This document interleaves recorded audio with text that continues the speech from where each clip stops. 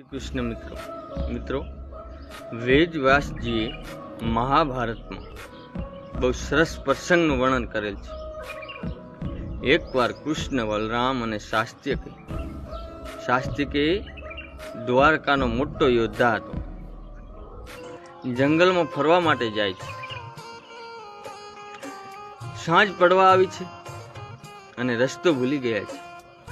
કૃષ્ણએ કહ્યું, આપણે જંગલમાં જ રાતવાસો કરીએ અને સવાર પડે એટલે સૂર્યોદય થાય ત્યારે રસ્તો શોધીશું। રાત્રે આપણી સલામતી માટે આપણે એવું નક્કી કરીએ કે રાતના 3 સરખા ભાગ કરી લઈએ। 3 વ્યક્તિઓના ભાગ કરી જેને વારો આવે તે નક્કી કરીએ। ત્યારે શાસ્ત્રિકીયનો વારો આવ્યો। શાસ્ત્રિકીય જાગે છે। પ્રથમ શાસ્ત્રિકીયને જાગવાનો વારો હતો। એ સમયે બ્રહ રાક્ષક આવ્યા અને શાસ્ત્રિકે તેની સાથે લડાઈ કરવાની શરૂ કરી।